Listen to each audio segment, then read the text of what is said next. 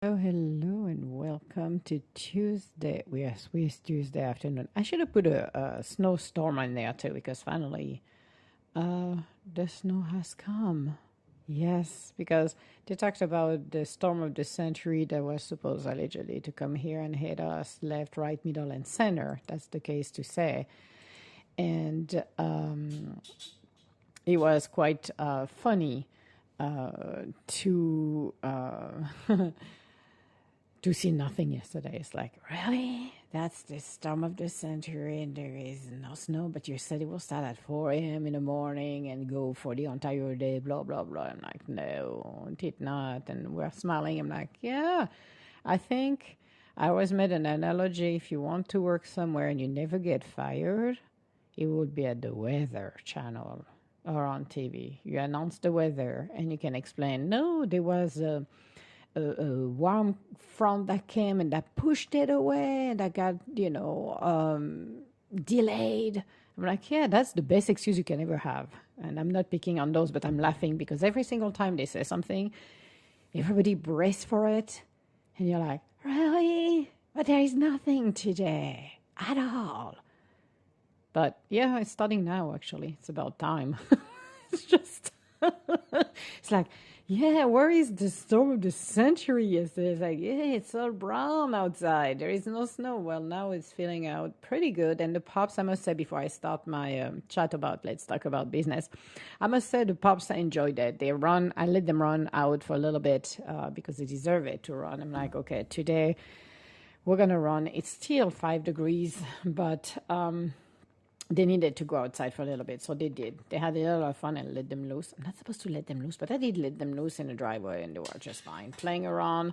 A little bit of snow doesn't hurt the pop-up, so now everybody is back inside cozy, and I'm looking outside, and it's let it snow, let it snow. It's all white, woo, pretty. And Noima's not gonna go and on and there and fall again. We are not gonna fall into this snow this time. No. But it is finally snowing. We finally got the storm of the century coming in. It's about time. I was a day late, but that's all right. Freaked out everybody except me because I was like, okay, well, when that happened, that happened. We always know that it's never on cue, and it was 24 hours late. I think another section of Minnesota got hit yesterday, but that was enough.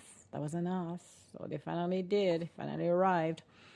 Thinking about it, he brings more water. So when everything's going to thaw, then it will bring water to the earth, which will be like, okay, we're good. It is due diligence. So I don't have to drive, which is good because that's very painful when you're on a highway and you spend instead than 20 minutes 2 or 2.5 hours on the highway and you're like, really, what's going on here? We don't know why we're slowing down, but something is not going right here. But home, I don't have it. I could have a traffic jam to go from the office to the kitchen, but that would be the dogs doing this, but that would be it. So, but let it snow. So now back to business, because like people are like, well, Emma, it's not your regular C show here. You're talking about business. So I started to do this.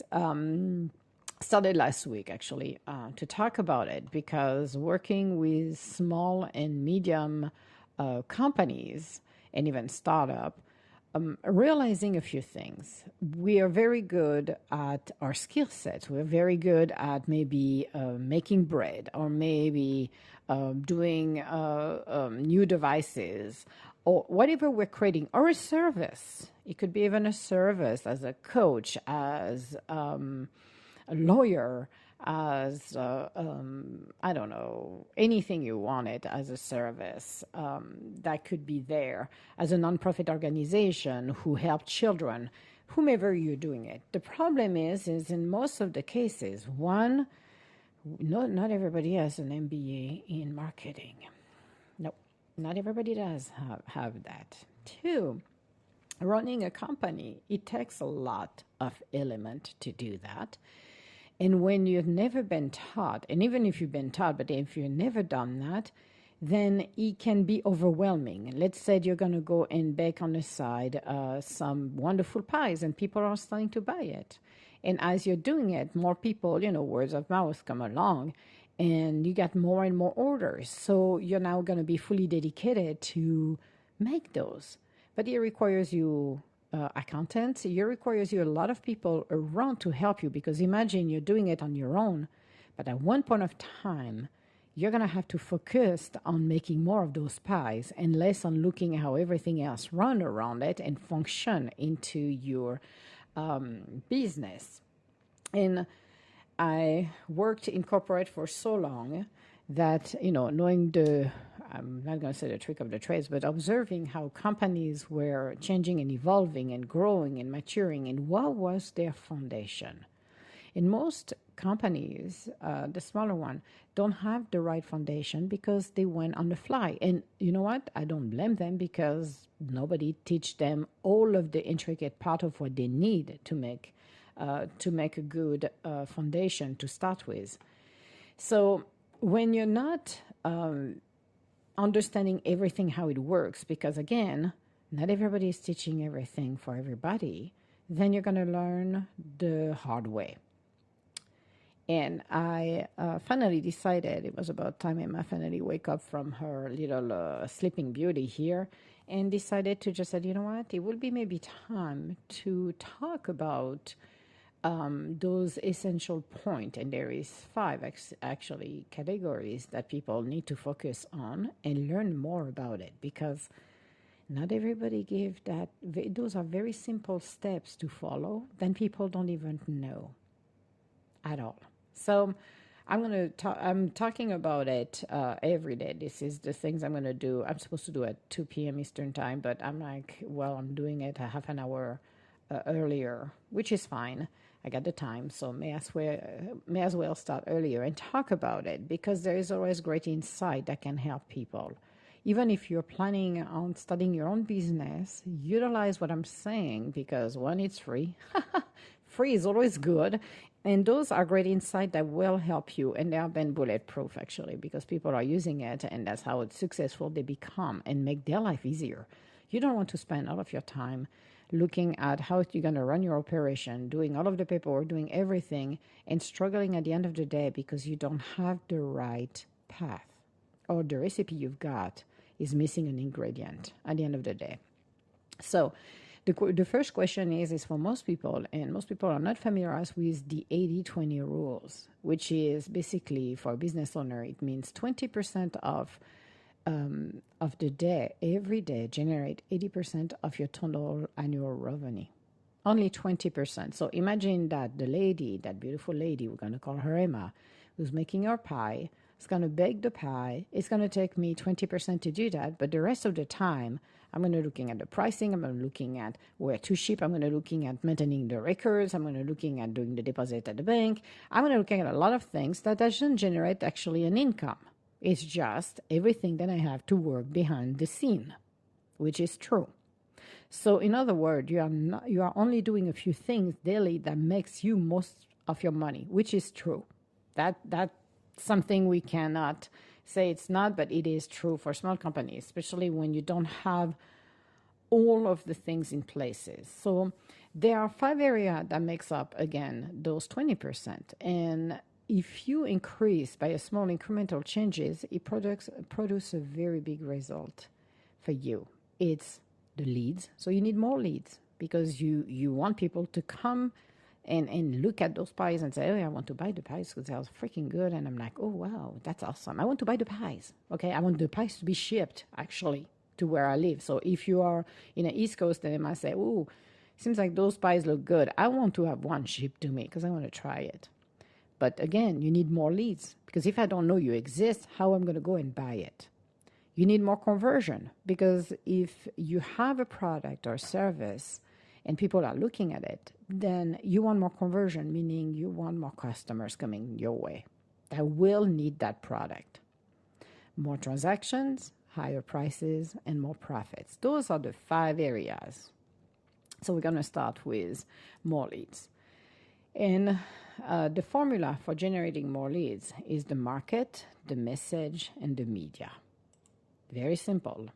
Market, who is your target market? So for a Thai company, they're looking for children. They're going to focus on the children. They're not going to focus on the parents, because guess what? Who do you think is going to ask you for those toys? Is it going to be the parents? Nope. Then it's going to be the kids, because the kids are going to see something and they're going to go and want it, and they're going to cry about it, and they're going to talk about it. They're going to pursue you, going to harass you to want the toys. They're going to fill your head with the toy they want. That's who the market is. So we're not focusing on the parents, we're focusing on the children. It's the same with the box of cereal for children. Somebody made such a great analogy years ago and said, have you ever looked at the design on those boxes? And the way the design is, you look at those big fluffy eyes looking at the kid, and this is for the children, this is to attract them. You can release any kid into an aisle of cereal aisle, they're going to pick up the Cocoa Puff, they're going to pick up those brands and not the Kellogg's strawberry style, whatever it is, because there is no cartoon on the front of it. There is nothing that will attract the kids. It's like, I don't want this. I want this one over there, because this one is the one I want. There is a fluffy animal in there. There is a design that is for me. So who is your target market? And the message. What is your market dominating position? And are you in a dominating position or not? That's another question. And what is the media you use? Where and how your message will be delivered? That's another question. So when you start a company, it can be extremely, I will say, overwhelming at the beginning, because you need to think about this. The idea you've got will work. It will work. The service, whatever you want to create, will work. But you have to use those formula to be able to generate your leads. Because if you don't have that, nobody's going to come to you. Unless, again, it's the word of mouth, but that's not going to be limited to your community when you can service the rest of the world. Think about it. So it's knowing your market first. Create a market dominating position. That's mean eliminating price competition. And that's one thing that most business don't understand. Do not compare price to price. Most people do that. You have to have what we call, I said, a difference. You have to eliminate the price competition. Do not compare apples to apples, because what am I doing? I'm going to go across the street, look at for the same product, and if it's 10 cents or a buck less, I'm buying right there, because it's a comparison with price. We need to remove this. Use the conversion equation, and that I will talk about it in a minute. For the conversion equation, it's a very simple thing to do. And use a compelling offer. And is your campaign strategic or using tactics? That's another thing too. So in order to do and have more conversion, more people coming in and said, okay, I'm a potential buyer. I'm going to convert to a buyer. I'm going to purchase your item. What do I need to do? Well, this is where the conversion equation came in. And I like what Bella said yesterday as well, because it has to do with quality, it has to do with the message you're sending. And here's the deal. You need to interrupt when you're using your headline. Because if you don't interrupt, when somebody look at it, your website, look at an ad, and you don't have anything that interrupt that stopped the person on the track and said, well, that's interesting.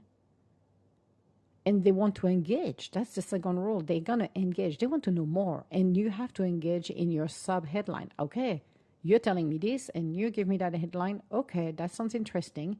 Now I want to know more. You need to educate. You don't need to compare, oh, I'm better than Bob. No.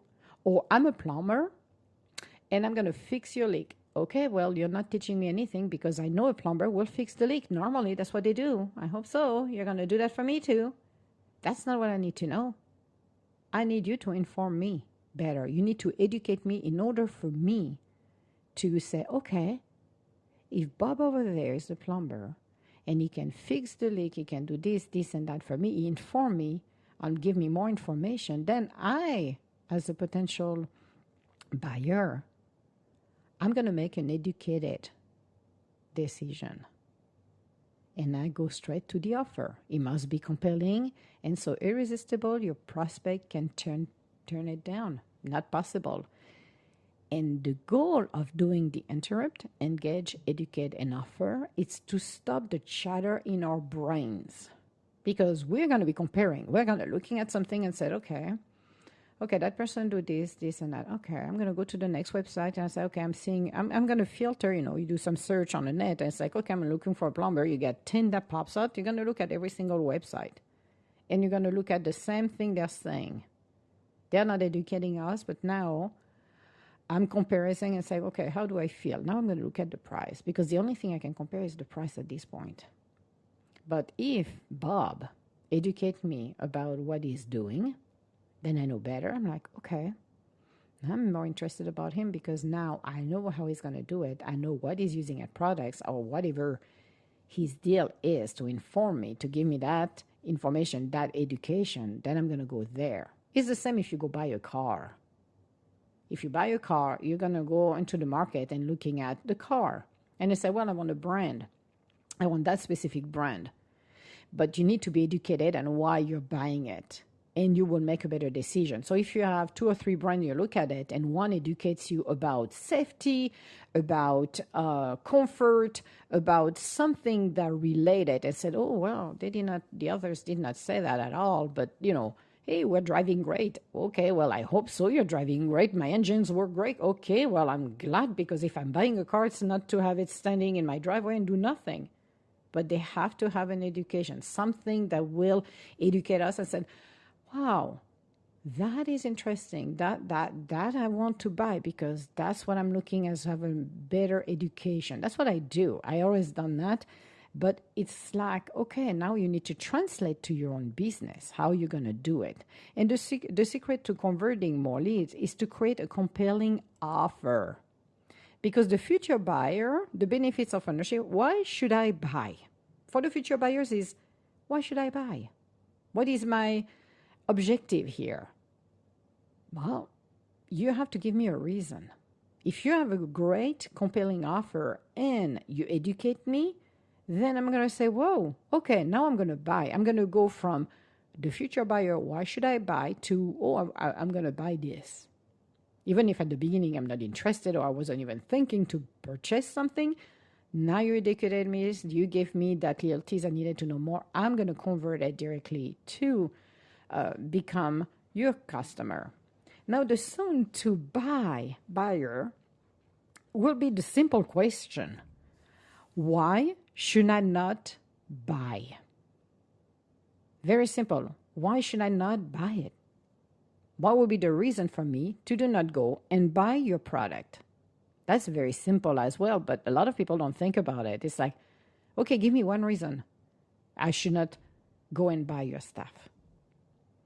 And there is only less than 1% actually, the people that are ready to buy. So imagine you got 99% people who are not yet ready to buy, but you can, by educating them, by giving them a great, compelling offer, will come and buy it.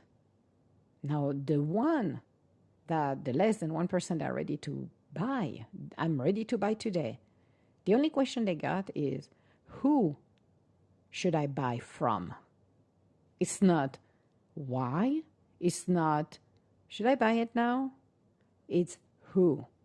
They are done, ready to open their wallet and buy it. Now the question is, who? Is it going to be me or is it going to be a competitor? And that's what makes a huge difference when you're doing this. It's a huge difference between, okay, I have an offer, I have something, but I'm comparing apples to apples and that's it. This is where you make the distinction. It's in there. So there is more transaction. That step to get more transaction comes to in a different ways. You got the upselling and the cross-selling. I'm not going to talk about the downselling, but I'm just going to talk about the upselling and the cross-selling. So for upselling, it means offering a higher grade or quality or size of the item that the consumer may be interested in at the point when the customer is ready to buy. So I'm going to take a very simple example as well. And I could even talk about OLTT because I did the cross-sell and I did the bundling. But a very simple example from Walmart right now. I will talk about the dentist afterwards. If you go to Walmart and you go on the shelves, and I like to take the example of the soap. And you got a regular size soap, 34 ounce, And you got the super size soap, 64 ounce. And for a couple of bucks or a buck more, you got the bigger size. What do you think most people will do? They're going to go and upsell. I do that all the time, actually. I even compare the pricing. And I'm like, oh, but for 32 ounce, I get $3 for this. But for 64, I'm getting $2 more. That's meant I'm saving money. But I'm buying it at a bigger size, which in reality, if you think about it, first of all, the price they're putting in there, they're getting more money because for that price, it's probably cost them maybe $2 to $3 to get that 64 ounce. So they're making more money and profit based on the one that I buy, thinking I'm saving money, which in fact, yeah, maybe do at some point, but they're making profits because I'm buying the bigger size. I'm not buying the smaller size. I want an upsell automatically. And they do it strategically, actually. When they're putting on a shelf, you can looking at it, and we'll talk about the bundle, which is about the same process they're doing it, which is very interesting, actually. But I do that all the time. I'm looking at it, I'm like, hey, cool, I can have an upsell. I'm part of the consumer world. So yes, they do upsell all the time. They do cross sells and upsells automatically. But think about, I'm going to take the example of a dentist. So what do you think might happen if a dentist specifically target families without dental insurance and offer them virtually the same exact service as those with dental insurance, but without paying the expensive monthly premium? That's mean somebody without an insurance will go over there and just said, well, we're only going to clean your teeth for a copay from you of $25. Well, the person, everybody's going to come. I guess I said, well, you're covering this. That's awesome. Now, their upsell comes down to the filling, the crowns, the dental, the braces. Those are their upsell. And we know that some of us going to need some of the work done no matter what. So this is where it comes to their upsells. So they bring people in by giving them a wonderful offer they cannot resist. You imagine you're reading this on, and there is some dentists who are already doing it. You know, you read this on a website or on an ad, say, hey, even if you don't have an insurance, then we cover, you know, you just do your copay will be $25. And you're like, whoa, that's awesome. So that don't cost me $100, $200, $300 to be here. And you do the same job, the same dental cleaning, but you only charge me $25. Everybody will come and knock at the door. Those are offers that are irresistible, that people will say, you will be a fool to pass that.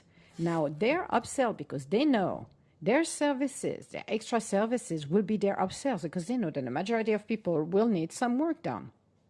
Not everybody, but some will.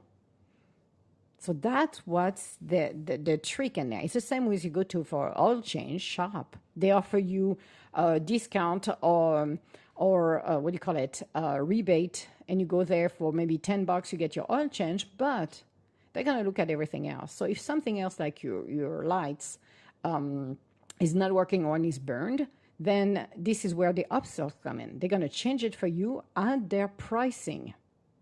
That's their upsells right there. That's something a lot of people don't even think about to do it.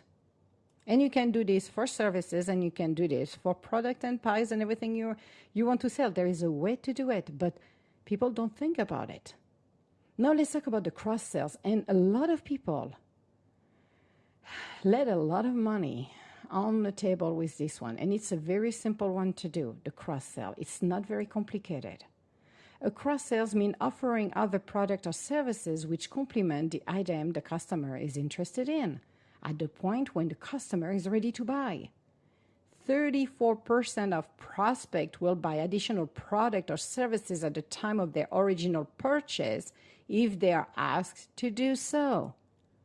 So for a moment, and I was working with a bakery and I talked about it, and I asked her and I said, do you do a cross sales with your employees? Every time somebody comes and buys something from your bakery, do you offer another item? Do you offer something another? And no, and she said, no.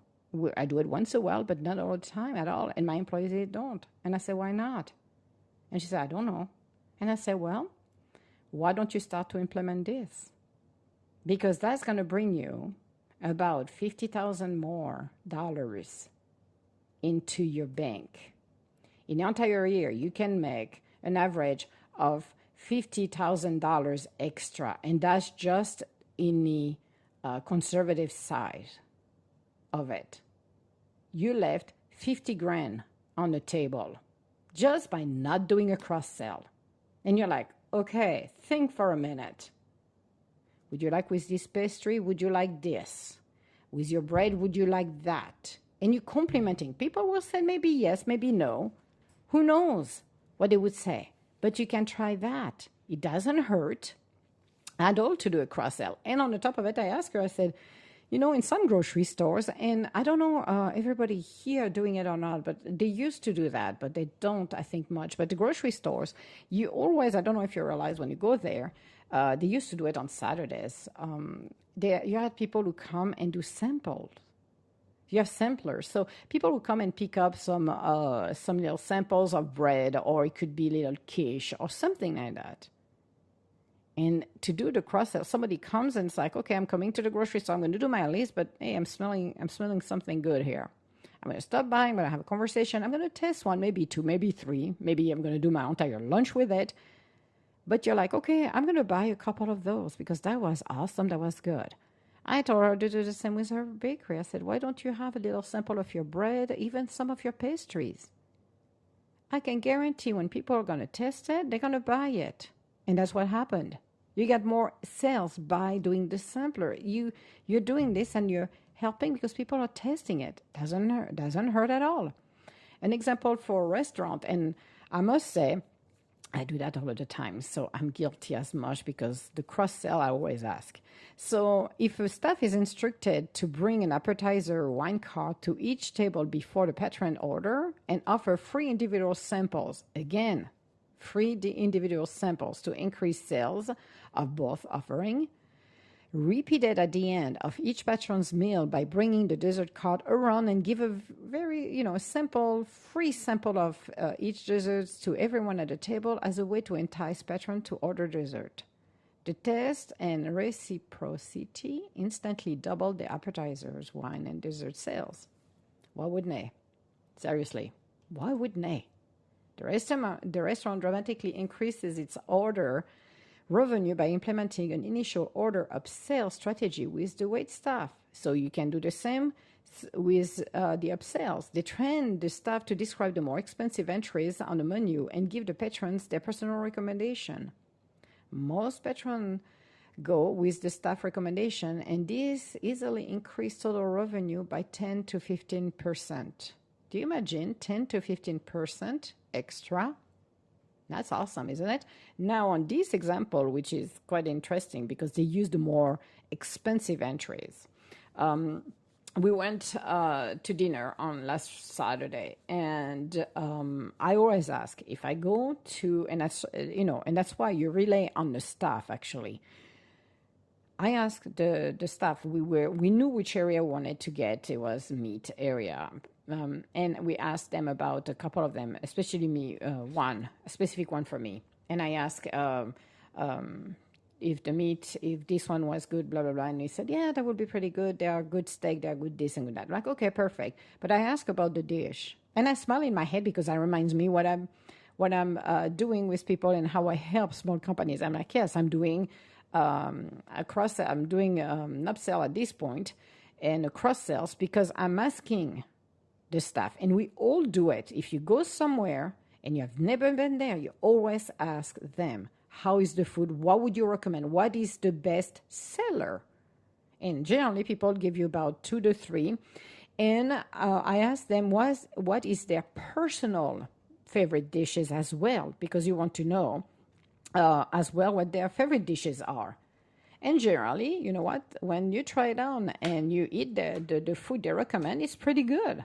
It's like, wow, that was pretty good. And I appreciate the service, but I appreciate also the fact that the waiter was, giving me an honest feedback, quote unquote, and gave me, I enjoyed the dinner because they recommended something good. And we did the same with the dessert. I asked the question, same thing. I was looking at the cheesecake and the grasshopper pie. And he was very honest, and I appreciate it. He said, well, I'm not a huge fan of the mint. It's very good, but I love the cheesecake. I'm like, okay. I'm like, I wanted to go with the grasshopper. I'm like, okay, I'm going to go with the cheesecake. I'm like, why not? And the cheesecake was wonderful. You can see the picture on Instagram. By the way, I post them on Instagram with the other dessert. But it was just like, that is good. And at the end, it's like, whoa, this is pretty cool.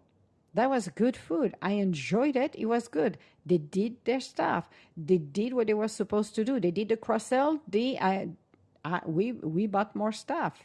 Maybe at the end we were maybe not hungry for dessert, but we asked about it and we got the dessert. So that's one more added to the list. And that's what they do. That's what you got to do. It's like a cross-sell or an upsells, and it's very simple to do. Another thing that companies don't realize is how to stop discounting madness by offering additional value through bundling. Bundling. Oh my God, this is a word that I love. Bundling product.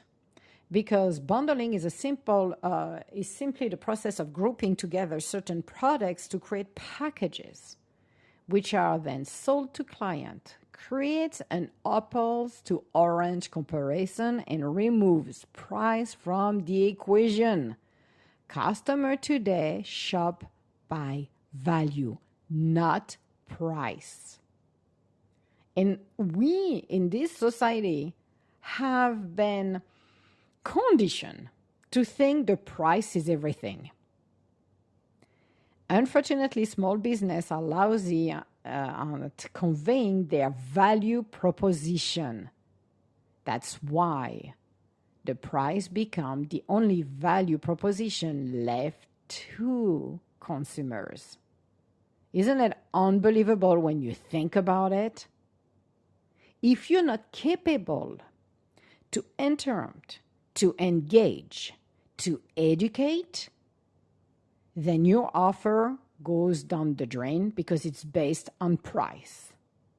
And what you need to stand out of the competition is to now make no comparison, meaning I'm going to bundle things. So if somebody from my competition area over there, they're not going to do the bundle. They're going to sell their product, but I have a bundle.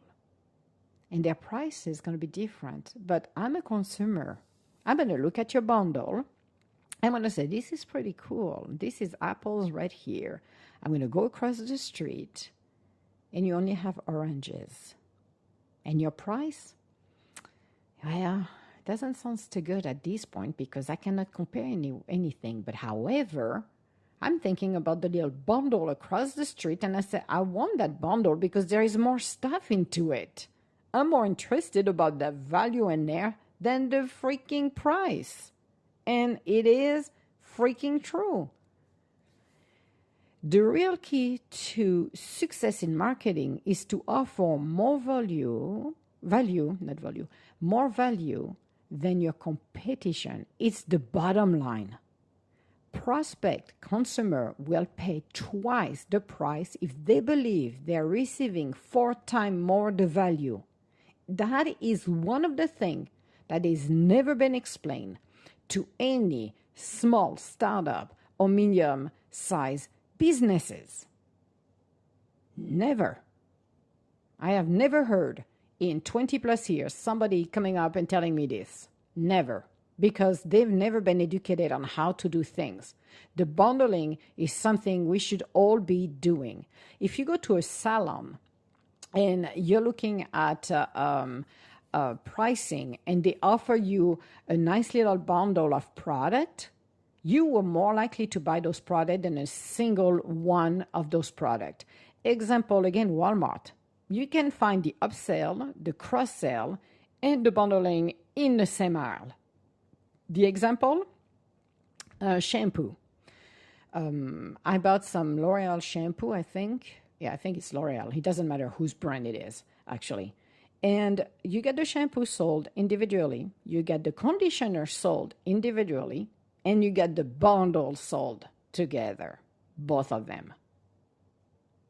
The price on the bundle is a bit more expensive than the rest, but you're looking at it and say, this is a bundle. I get more for the price. and I go for the bundle. Unless I'm thinking like, well, I already got too many of those shampoo. I don't want the bundle, so I will take the single thing, even if that bites me because it looks like I'm paying more for this one compared to the other one who has two in there. But that's okay. That's my choice. Those are the bundles. Very simple. Look into your grocery stores. Not only WellTT, I use Walmart because this is the most obvious one you can see because you upsell, you can see there is bigger size. You got a lot of things in there that can show you. And look at your patterns. Are you buying the bundle one because you think you're saving more money but you get more value into it? Or are you doing the upsells when you're looking at more into that bottle than the next one? We're all doing it. But we need to apply it to our own businesses as well. Do you realize the prospect will pay twice the price? Wow. And it's too bad because unfortunately businesses, in vain attempt to increase their value, began to offer discounts. And that's the worst thing you can do for your own business. And it destroyed their margin. Did you know if some businesses discount their price by a mere 10%, they now have to sell 50% more just to break even? It's not even making profits, it's breaking even. That is horrible. So you have to sell more, which is even worse. But hey, everybody's doing discounts, so let's go and do it. No, do a bundling instead. The closely guarded secret that successful business don't want you to know is stop discounting. You need to stop the discount.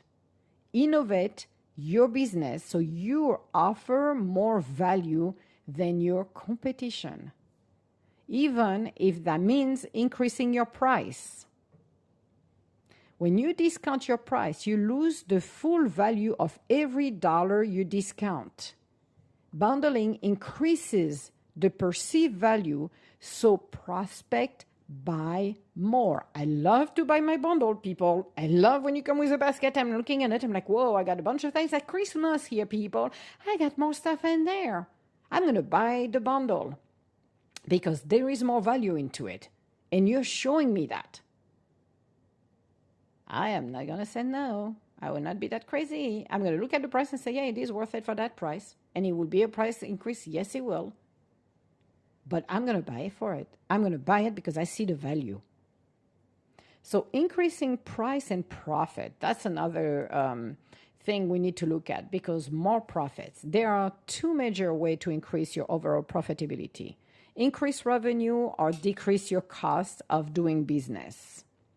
Simply raise your price. Most small business haven't raised their price forever. Some don't. And they're scared to death that any prices increase, no matter how small, will lead to mass exodus of their customers. Let's say you sell a widget for $100 and you decide to increase that price by 10%. So now you're selling it at $110. Will that small increase really lead to a loss of customers? Well, yeah, a few will leave, but they are most likely your biggest price shoppers that show no loyalty and patronage to your business. They will just go for the price. That's it. But even though there will be some customers attrition, to what extent? Seriously. To what extent? The business is now making an additional $10, all in which is profits, which is a 33% profit increase. For this business to make $1,000 in profit selling their widget at $100 each, they will need to sell 33.3 widgets. But if you increase by 10%, you only have to sell 25. It's not that bad, isn't it? And you get more profits. That means that you just break even at 25. When you're making it 25, you're breaking it even. This business will have to lose 25% of its customer over a measly 10% price increase. That is not going to happen. Maybe you're going to lose one or two along the way because they're going to say, whoa, I'm not, but the rest of the people will buy it. Of course, again, when you here's the key as well. When you do a test for price increase, don't go and gouge the people because you want to go in a small incremental scale. And that will make a huge difference, because sometimes people go, well, we're going to add them 50% more. I'm like, no, 5 to 10% more will be plenty. We'll see. There simply is no faster or easier way to generate additional revenue, especially when you increase your price. So again, you don't have to gouge the consumer and your clients, but the price should be reasonable, and just testing it, because we all have price increase we're going to have to do sooner or later, because you have to remember, if you're making everything in the house, then there will be price increase on your raw material, whatever it is. It can be flowers or it can be plastic, whatever it is. So there is always an increase you're going to have to do no matter what. Otherwise, you're going to shrink your profit. And that's the problem with when you do discount. A lot of people don't realize that if that widget and I sell for $100, it costs me $70 to make it. If I do a 10% discount, then now my profit has been reduced. I only make $20 in profit, but my cost of making it still $70. That makes a huge difference right there. So you're not even breaking even unless you sell it more. But you want to sell it more to make profit, not to break even. That's why a price increase, even a slight one, can help bring more revenue to your company. So when you execute those strategies, you're creating a system for your company that will generate a consistent large number of leads, conversions, and sales on an ongoing basis. And this will help to create a self-sustaining model that runs on its own without you having to be there yourself. Do you imagine the freedom, not only economic freedom, but the freedom of your time you're gaining? How many of you, if you're a small business owner, have spent countless hours to work behind the scene to get things done? If you can apply this, then you're going to save a lot of time for your own self. So family will be happy at the end of the day, actually, to see you at home and not in the office or on the road or doing something else that, you don't spend time with them as well. But it takes time to set it up. So if someone owns a business building website, every time they deliver a website to a client, they have to go and find new clients. It's a never-ending story for them. But when you execute these strategies, you will have a new order in your pipeline thanks to the compelling and powerful advertising coupled with a drip campaign. You will have even joint venture, and I'm not even talking about joint venture revenue either. It's when you're associated with the business that are not the competitor, by the way, because you don't want that, but that will basically be along the line of what you're doing. Like for the bakery, I will explain this in a sec, what I did with her. So you will have upsells, downsells, and I didn't talk about today, cross-sells, taking place daily, along with selling additional affiliate product and services to your customers. You will implement higher pricing that your customers will willingly pay you, thanks to the higher perceived value you've created. And you will have lower costs that will add significant revenue to your bottom line. One thing that I did with her, I asked a very simple question as we were going through the process with her. And because as a business coach, you ask questions because you need to understand how companies work. Otherwise, how each company works. Let me specify this, because if you have a playbook, then you need to adapt the playbook based on what the owner of the company wants in their business as well. Otherwise, it's never going to be successful. Now, what I asked her when I was talking with her is, she's making bread. She's making pastries, but bread is one thing that most restaurants are not going to make. Generally, they will have somebody that will make it for them, one of their suppliers. And I asked her, I said, okay, so do you have near you restaurant? She's like, yeah. I said, do you have near you bed and breakfast. And she's like, yeah. I said, have you ever thought to connect with them and not only do this, but do a joint venture in the same time as well? Meaning you're not only selling your product to them, for their customers, their client, but you could advertise for them as well. She never thought about that. I'm like, really? That may be something you should think about it. A joint ventures doesn't hurt. It benefits everybody all the way around, including the customers. Why not? There is so many possibilities and things that people don't have a full understanding. The same with their website. I could talk about the website forever. I'm going to give an example. And even my website, you go on cshow.com or even edgintuitive.com or edgintuitive.net or edg-associate.com. Yeah, and I have another one, but who cares about the other one? You're looking at it and you're like, okay, they are cute, they're beautiful, they're like, whoa, those are great, they are not typical website. Let's put it this way. Images to me speak a lot. So I use a lot of images and beautiful from Shutterstock.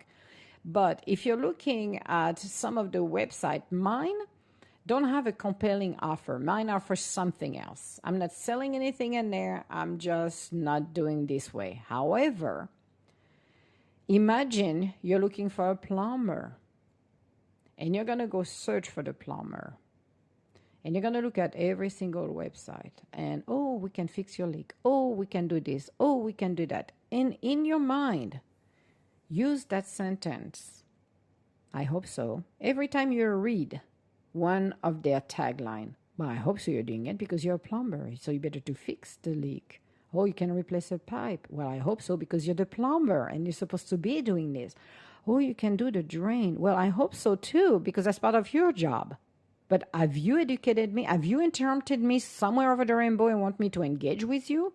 No, not at all. Did you educate me on something then I don't know right now? No. So what do you think I'm going to do?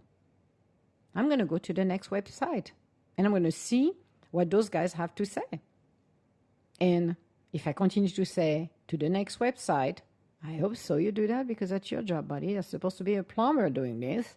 But I hope so you're doing that too because that will worry me. Oh, I hope so too you're doing that because, wow, if you don't, you shouldn't be a plumber. But I have nothing that, again, rarely engage me and educate me. Isn't it? So at the end of the day, like we said, and like I said me and the universe said right here, it will be based on price. And a lot of people in their websites don't have a compelling offer, don't have a tagline that's going to interrupt me, that's going to engage with me. The only thing I'm desperate because there is a leak in my house and I need to find somebody. So I'm going to looking at the cheapest one. But I don't have anything that's telling me, well, you should be paying $100 for me because I am that freaking good. I can do this, I can do that, I can do a lot of things, but I'm using specific product. I'm using this. I'm going to educate you, Emma. So you, when you're looking at the website, just say, holy crap, this is who I need. Right here, right now. Look at every website you've got. Mine I do know because mine do not do this. Mine do different things than I wanted to do. But mine are there to educate, but I'm not selling at the end of the day. If you're looking at them, I'm not selling because this the one, 2 are blogs.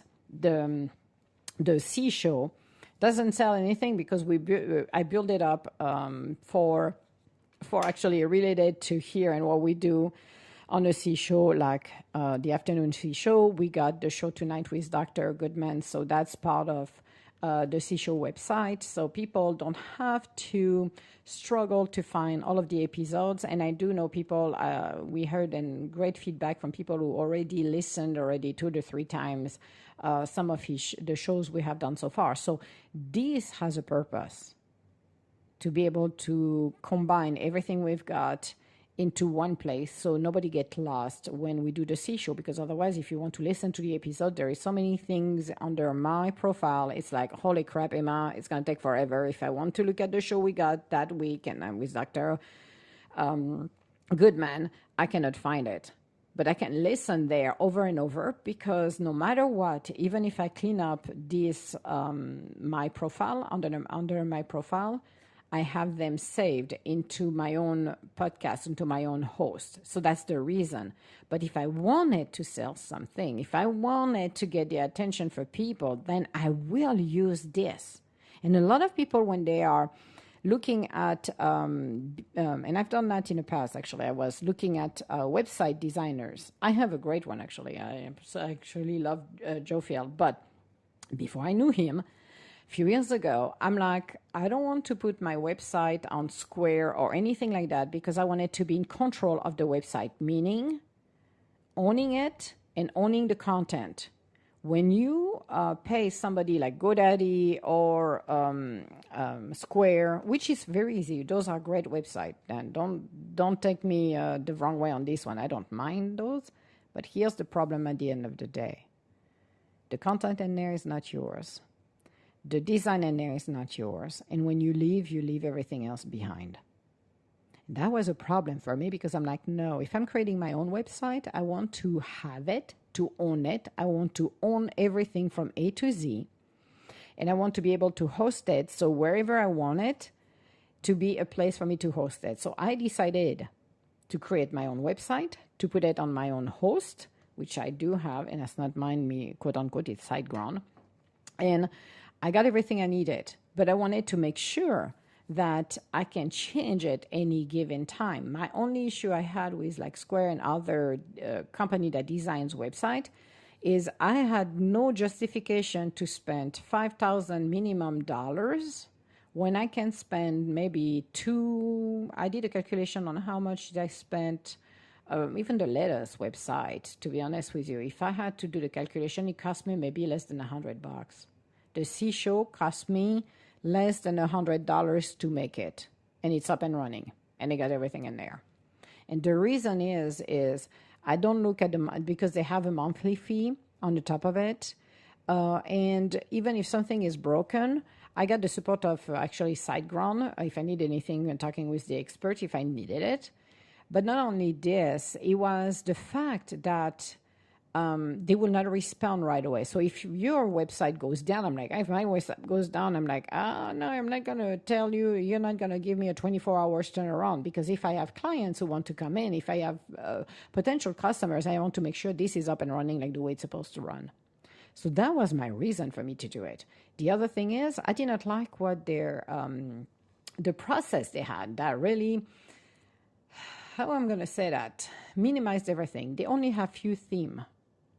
And for me, the theme were very important because I had an idea of how I wanted to have all of my website look like. So I choose and pick and choose the theme. With those guys, what did they say to me was about 2 to 3 theme, and that was it. So it was more like, and it wasn't Square, by the way, that I'm talking about. That was another website designer. I don't remember their names, actually, because that's so long. But it was very interesting to listen to them and say, well, they have maybe 2 or 3 options, and that was it. I'm like, I don't like it because it's like a factory thing. So basically what you did is you're going to clone the one you got before. You're going to switch whatever you want to put in there and put my name in there and charge me this huge amount of money. I'm like, no, that's not what I want. It's same with the pictures, same with everything. I'm like, no, I want to be in full control of this because this baby is mine and a reflection of who I am. So when you do things like that with website, make sure you align yourself with something you really want. If you don't, then find a designer that can do that for you. If you don't have any, just connect with me via, Instagram, because I do have great website designers that do a fabulous job, and they are not that expensive. But again, they really work with people. And the problem I had when I was looking at my website was this. The other thing is, in order to make a compelling offer, you need to have the right verbiage in there. And when you're working with some of those website designers, they're not marketing. Some are not. So they will put something that you have an idea about, but it's so far from how to attract my leads, how to bring more people into my website. That will be the biggest issue. Because you don't want to be like everybody else is. You need to make yourself, what we said, the leader on the market position. You want to give the right message so it targets everybody that you want to bring in. Your market dominating position is essential. And again, you don't have to spend $1,000 on marketing. I have nothing against marketing companies, but the things I'd never wanted to do for me, based on my experience, was to spend thousands of dollars on a marketing company. And I talked to a couple of them, which I found it so interesting. I smiled at the end of the day. I'm like, really? When I interview them, well, they wanted the money for sure. You want a couple of $1,000. We're going to do this, and this for you. I'm like, really? I say, what is the result of your mail campaign and everything? What is your result? Oh, well, it depends. I'm like, it depends on what? What is your percentage for a brand new company or an existing company to get more leads? Is it 20%? Is it 50%? Is it 100%? Oh, it depends. Okay, well, you're telling me this. That's mean I'm telling you in which business, what my business is, but you're not capable to look at the industry where I'm in my region, in my city, in a state, and telling me what will be the percentage. That's a problem. So again, for me, it wasn't necessary for me to do it because I knew it would happen organically, which it did, and that would have been a waste of money. But when you do your marketing, you need to know the basics. And as I said, unless you have a freaking MBA in marketing, most people don't know. They don't understand that, okay, I'm starting a toy. Okay, so who is my target? Is it the 0 to 2 years? Is it teens that I'm targeting? Who am I targeting? Who is my audience? And from there, what is your marketing dominating position? Because you need to attract. If you're creating a toy, you need to educate. You need to do things. It's like parents buying, those toys for toddlers and babies to educate. Well, you need to explain what kind of education. Well, if you're using these toys, then your child will be able to spell. Will start to read before you go to kindergarten. Okay, well, who would not buy this? If somebody's telling me that, I'm like looking at it, I'm like, really? Well, holy crap, I'm going to go buy this because I want my child to do that. But if I don't say anything, if I don't educate, how do you think I'm going to get more leads and I'm going to have customers? And this applies to everything. It doesn't apply only to the dentist. It doesn't apply to the restaurant. It applies everything, everywhere, every businesses. And a lot of people don't know that. That, to me, is the most interesting part of it because it's like, well, if you're not aware of it, if nobody is giving you those insights, how are you going to make more money? How are you going to make more profits and revenue and less struggling? Those are the simple formula that will help you. It's not rocket, quote unquote, science. It's simple formula that will increase all of this. Convert more people, bringing more revenue. You're bundling, you're doing joint venture, you cross sales, you upsells. There is so much things you can do without doing any discount, but you have to do it the proper way. And a lot of people, and that's why I started this a week ago. Well, it's more than a week ago I wanted to do it, except I didn't have all of my ducks together and I was so busy doing other things. So yes, I know, excuse Emma.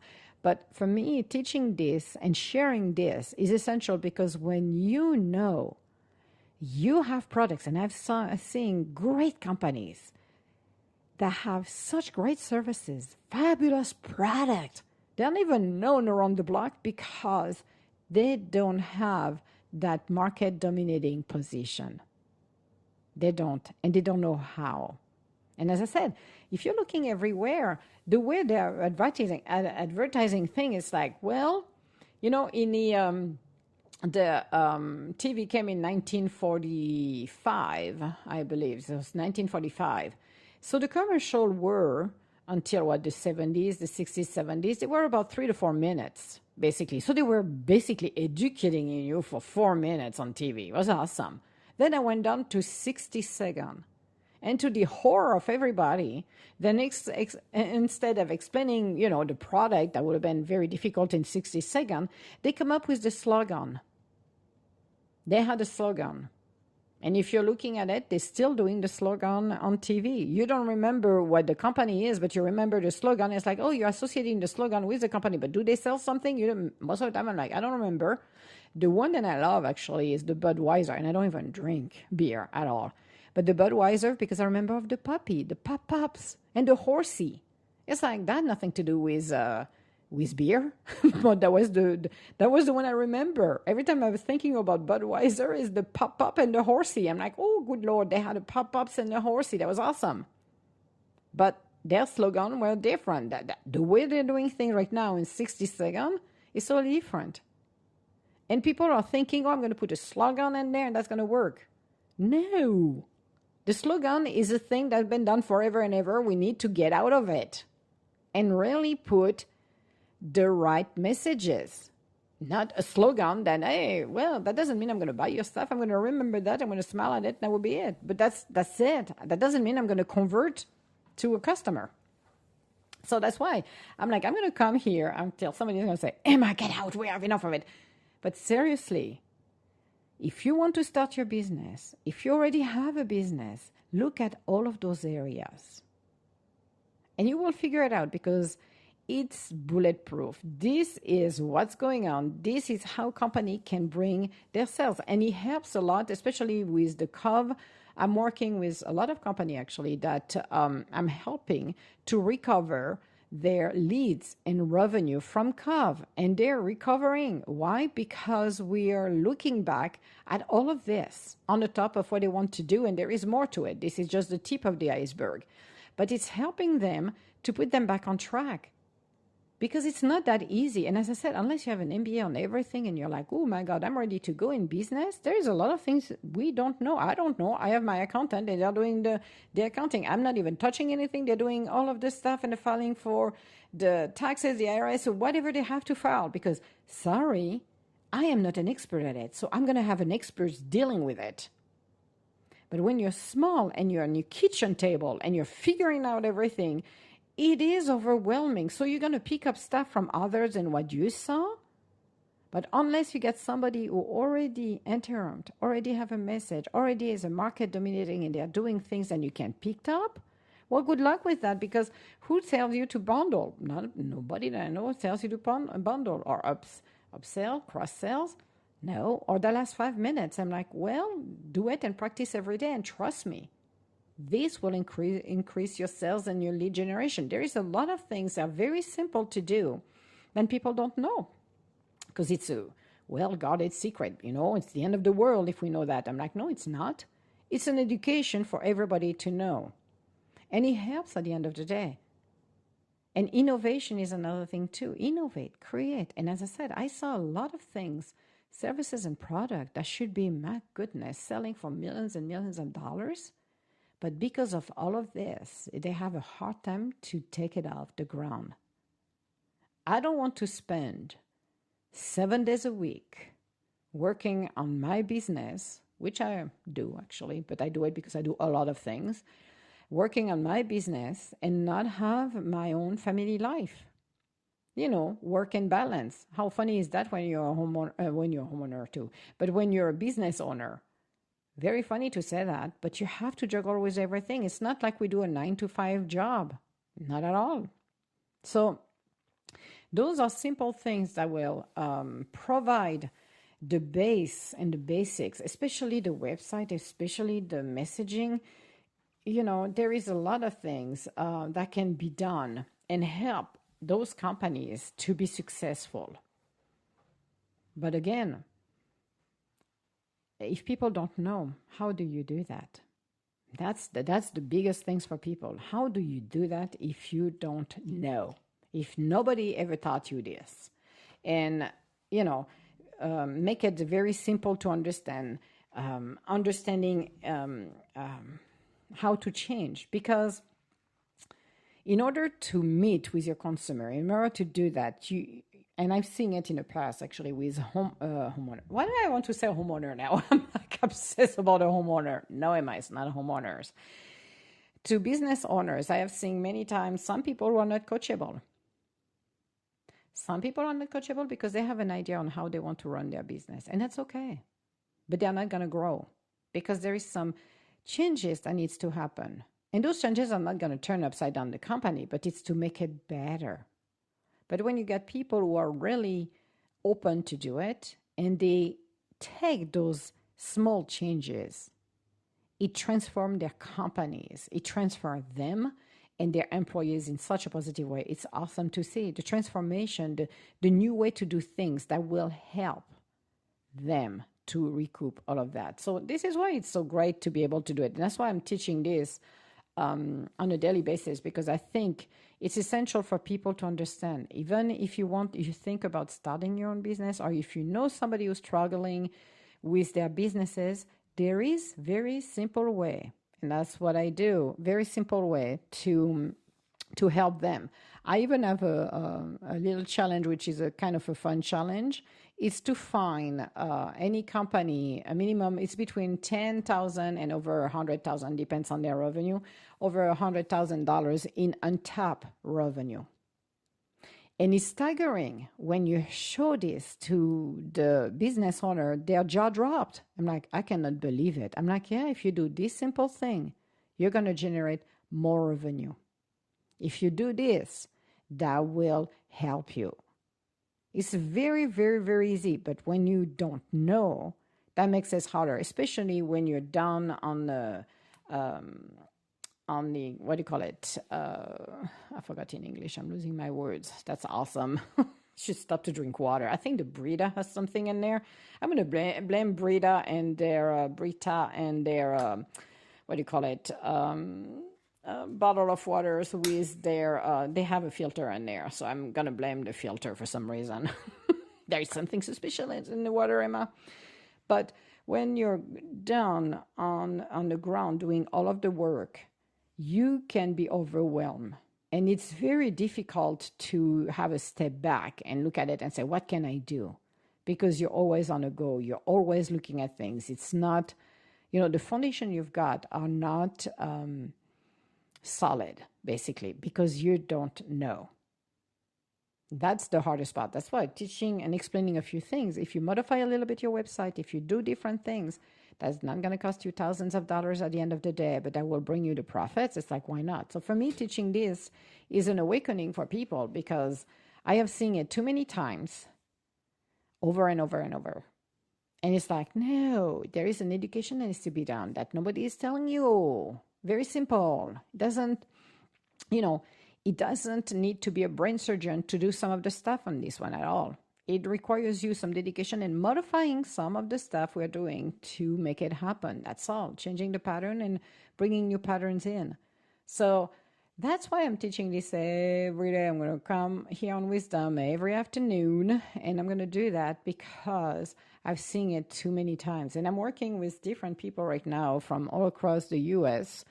and just helping them to recover, just helping them to modify some of their stuff. And you could see when they start to do this, to me, it's amazing to see how from the beginning and to where they are right now, how much changes and how much positivity it brings in their lives.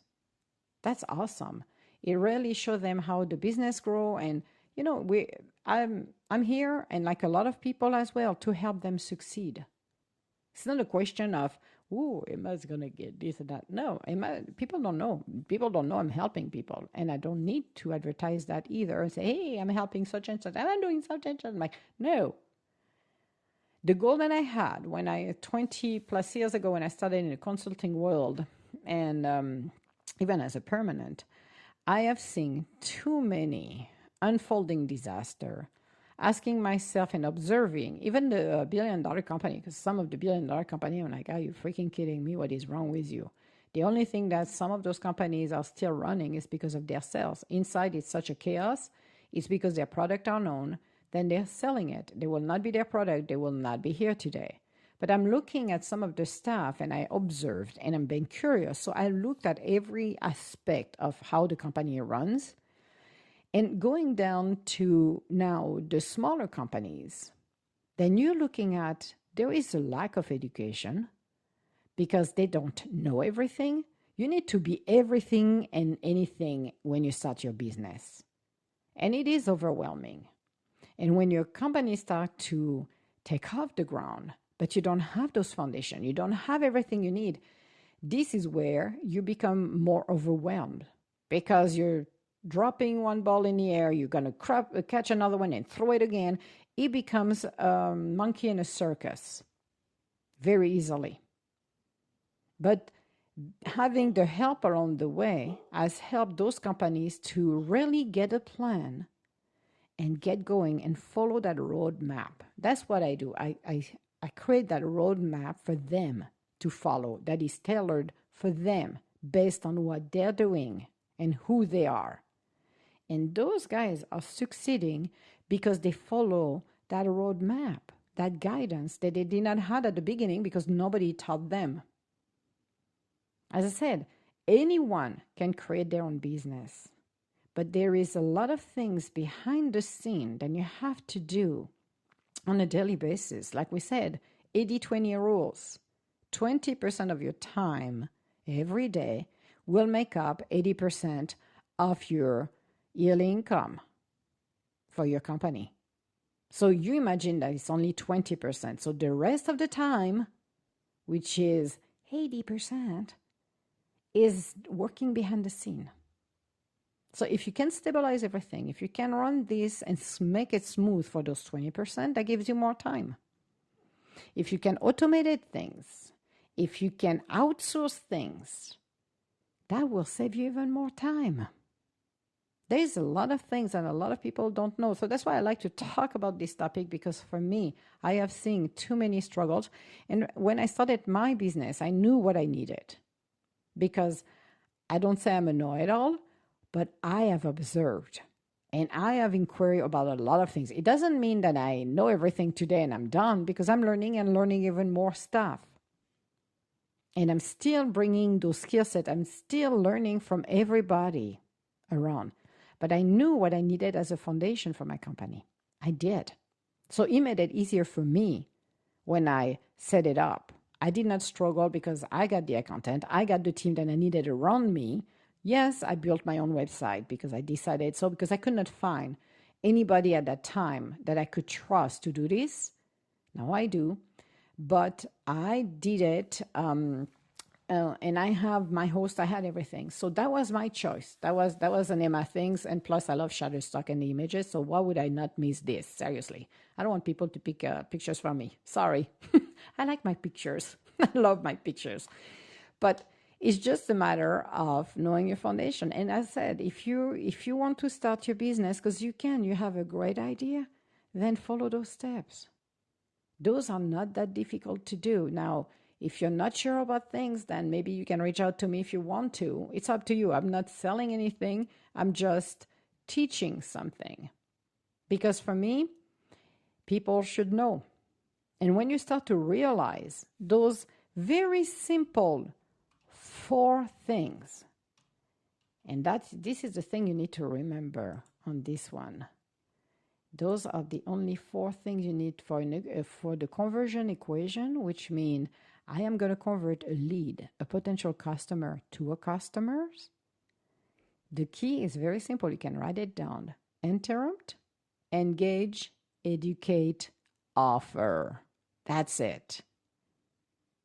Because, again, at the end of the day, you will stop the chatter in the brain of the person who's looking at, because if you do all of this, even on your website, that's what it's all about, then, or on your ad, or on your offering, whatever you've got, on your pivot, on your, I don't know, whatever you're posting stuff, even on social media. Interrupt, and it should be your headline. Engage should be your sub-headline. Educate. Information you need to provide that makes you a leader in your own field. Not comparing, oh, I'm better than Bob, because I'm like, well, good for you, but I don't think I want you, because if you think you're better than Bob, you better to bring me the proof. It's about what your product or your services is. Educate me about it. And your offer. Very simple. it is so compelling and so irresistible, your prospect can turn it down. Bundling, upsells, cross sells, downsells if you wanted to. Those are the very simple steps that nobody is teaching you because nobody wants to know the big secret. And that's the big secret. And do not discount. That's the other one. So this was my little chat for today. However, tonight, 7:30 p.m., Dr. Goodman will be in the house with us. So we're going to have a C show, Tuesday night C show, all about love. In this topic, I think a lot of people, even if you're single, it doesn't need you need to be married to listen to it. That would be a mistake, actually. I will say people who are single should be listening to tonight even more.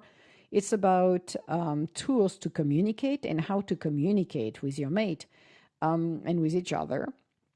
And I can guarantee, and don't sue me for that if you're listening tonight, even couples, even if you're married, engaged, whatever the deal is, then listen to it because that will be beneficial for everybody. But I think for people who are single or just got out of a relationship and it wasn't the best one ever, this will be a nice way to listen to those tools because the next relationship, if you follow those tools, will be successful. It's always about communication. So it's going to be fun to be with Dr. Goodman and his beautiful wife, Denise, aka the boss, to be live with us and share all of those tools. It might be maybe part one of the show. I don't know yet because there is so much to talk about that it will be, very interesting to listen what he got to say because this is a deep subject as well. But I'm looking forward to talk to have Dr. Goodman and Denise as co-host tonight because I'm excited, even though I'm a little tired this morning, but this afternoon. We are now 1:46, Emma? Yeah, 1:46. It's going to be a long day, very long day here. But no, it's going to be super interesting to listen to them. So if you need to reach out to me behind the scene, you can always connect with me via direct Instagram. Because we cannot even put our emails address either, which we should actually. That would be a good point. But it's all about the business here on the afternoon with the C show and with me. And I will be back tomorrow talking about the same thing here, about conversion, about equation, about how do we run the business, how do we do things. Because seriously, if everybody in small businesses and medium-sized company, even startup would have that recipe, trust me, everybody will be successful in being able to sell their product and services more than around their area. There will be a high demand. Because as I said, I've seen product, an amazing product that should be going up to the roof, skyrocket, and they don't take off the ground because of some of the stuff behind the scenes and the lack of leads, aka potential customer, or having a hard time to convert those potential customers into buyers. So I wish everybody a beautiful rest of the afternoon, and we'll talk to you 7:30 Eastern Time for the C Show and All About Love with Dr. Goodman. Talk to you later. Bye.